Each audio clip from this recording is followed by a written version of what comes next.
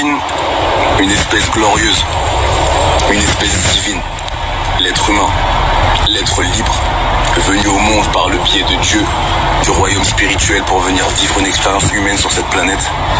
Et imagine ensuite les ténèbres, les mauvaises personnes qui veulent contrôler ces gens-là, qui veulent contrôler les libertés, étouffer les libertés. Imagine qu'on force les gens à travailler parce qu'il faut de l'argent aujourd'hui. Tes besoins vitaux sont payants, si tu veux un toit, il faut de l'argent pour pouvoir payer, c'est la main invisible. Imagine qu'ensuite des enculés se disent: si on force les femmes à travailler, on pourra taxer doublement, on pourra taxer les deux sexes. En plus de ça, vu que l'homme et la femme sont au travail, le féminisme, le néo-féminisme, on pourra prendre leurs enfants, les mettre très tôt dans l'éducation nationale, très tôt leur laver le cerveau, très tôt en faire ce qu'on veut. Des moutons dociles qui écoutent la moindre autorité, professeur, surveillant, directeur, puis ensuite patron, etc. Je te la fais pas, tu connais. Maintenant, imagine que ces gens-là sont tellement puissants, tellement forts, tellement en avance, qu'ils arrivent à faire en sorte que ce soit les gens eux-mêmes qui demandent à vivre ce genre de situation. Aujourd'hui, tu as des femmes qui demandent clairement à avoir les mêmes carrières que des hommes, qui demandent une égalité, soi-disant une égalité des métiers, etc. Pour être comme les hommes, alors qu'en réalité, il ne faut pas que les hommes soient comme les femmes et il ne faut pas que les femmes soient comme les hommes, puisque nous sommes complémentaires et non pas égaux et non pas les mêmes choses. En réalité, tout simplement, t'as qu'à regarder entre tes jambes. Tu verras vite qu'on n'est pas la même chose, tu verras vite qu'on n'a pas les mêmes rôles sur Terre.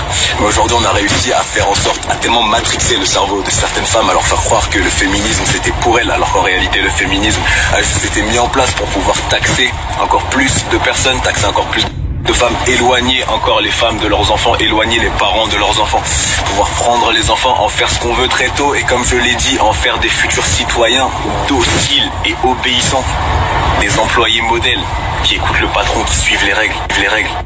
Maintenant, imagine que dans cette éducation nationale, ces gens justement qui veulent éduquer les nations te racontent uniquement ce qu'ils veulent, uniquement ce qui les arrange, uniquement ce qu'ils veulent que tu crois.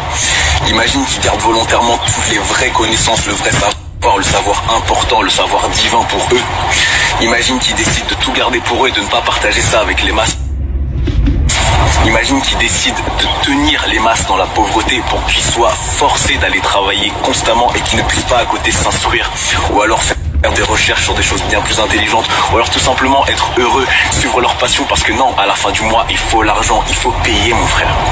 Imagine qu'aujourd'hui, il y a des gens qui prennent comme autorité suprême la télévision tellement qu'on a matrixé les cerveaux, mon frère. Imagine que les gens aujourd'hui stupides, ma gueule, complètement stupides, parce qu'ils prennent une boîte qui dit des choses et qui montre des images et qui leur met des films à la con et des émissions à la con avec des gens qui disent des trucs de merde car ils sont payés pour les dire et que les gens aujourd'hui pensent que c'est ça l'autorité suprême, que c'est ça la vérité.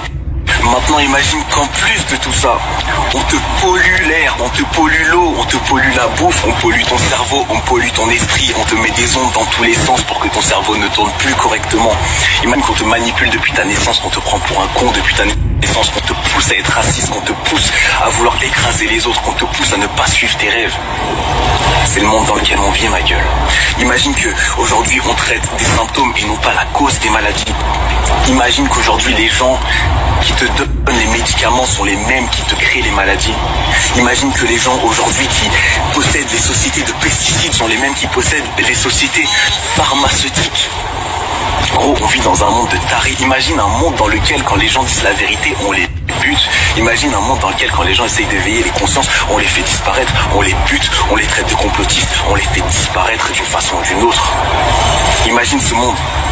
Il est réel. Maintenant, imagine encore un monde dans lequel on te dit qu'il n'y a pas assez de ressources pour nourrir tous les humains sur Terre, qu'on est trop sur Terre, mais que paradoxalement à ça, aujourd'hui, il y a plus d'humains qui meurent d'obésité que de famine. C'est assez drôle qu'on nous dise qu'il n'y a pas assez de ressources sur Terre, alors qu'on gâche 50%, plus de 50% de tout ce qu'on produit. On utilise des animaux comme de la simple chair. On fait carrément des usines de création d'animaux pour faire de la chair qui coûte que dalle, qui n'est même pas bonne pour le corps, qui n'est même pas bonne pour la santé. On fait croire aux gens qu'on peut être autre chose qu'homme et femme. On fait croire aux gens qu'être gay, lesbienne, etc. c'est mieux qu'être hétéro. On te fait croire que tu peux être non-binaire. On dit à des enfants de 3 ans de choisir leur sexe, de leur identité de genre. Ce monde est malade. Il n'y a que nous qui pouvons le soigner, mon frère. Qui pouvons le soigner, je sais plus parler. Il n'y a que nous. Il n'y a que nous, gros.